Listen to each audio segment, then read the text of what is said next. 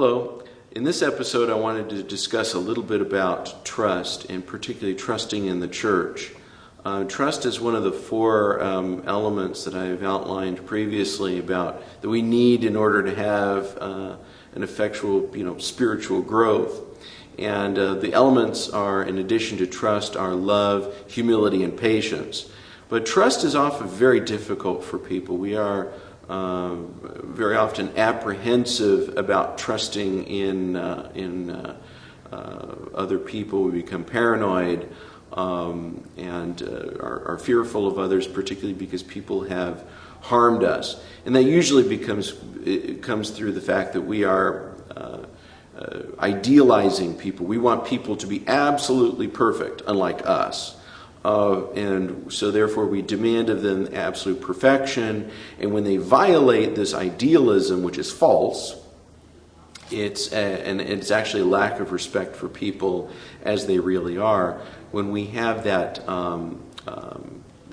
false concept of other people, and then they violate it, then we feel offended, even though we've probably put on this person something that is not true. That's what idealism is. Idealism is not a reality. It's a hope that we impose through our expectations. But once that idealism is violated again and again, then we become paranoid and we no longer have trust. Now, in the 1 John 4, the end of the fourth chapter, this is something that I think is very important for us to keep in mind from the Scriptures. If anyone says, "I love God," and hates his brother, he is a liar. For he who does not love his brother whom he has seen cannot love God whom he has not seen. And this commandment we have from him, that he who loves God should love his brother also. Now, you might wonder, what does this have to do with trust? Well, the same principle that if you say that you love God, but you don't love your brother, it could be said also of, we can fill in a lot of other things. And one of them I think that can be filled in is trust. If we find it impossible to trust other people, even good people, I'm not saying that we just trust anybody, but if we can't trust good people, then how can we say that we know how to trust God?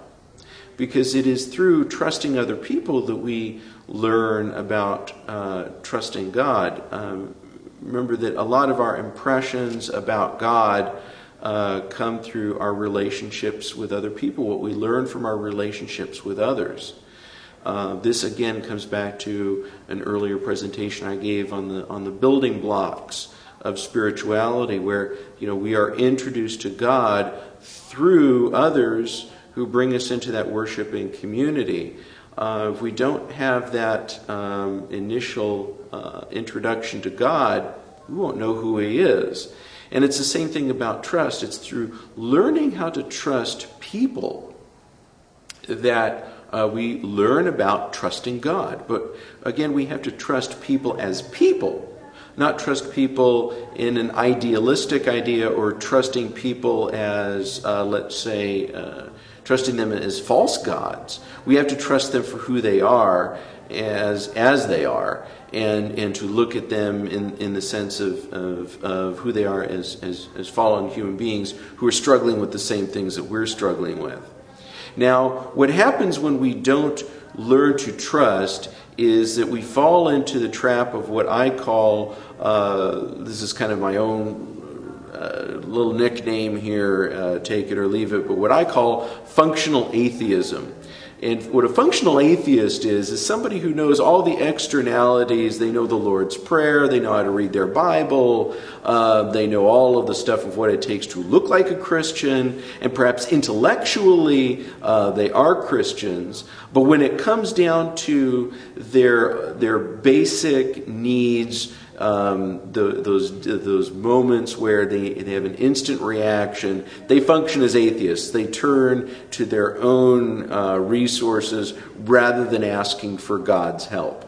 that's a functional atheist. It's somebody who really functions as an atheist. It's like being functionally illiterate. People who can get around, but they really are, in their core, they can't read. People who are functionally atheistic don't really believe in God. Now, all of us, to some degree, are functionally atheistic. We have areas of our lives that we deny that God is helping us in, or that we don't trust Him to take over and take care of in our lives, and so we slip into that, and so it takes a lifetime's worth of work to be cured of that. It's not something that goes away right away. But it is something to look to, is when we make ourselves basically our own little island or refuse to trust anybody, we are in driving out other people and driving out the church because, the church doesn't live up to my expectations, or especially the people in the church don't live up to my expectations. We're really in a lot of trouble. We need to watch that very carefully because that will cut us off from God. So I hope this helps you get a little bit more of an understanding about what it is to trust, and particularly what it is to trust God, because that's something we absolutely need to have to develop ourselves spiritually.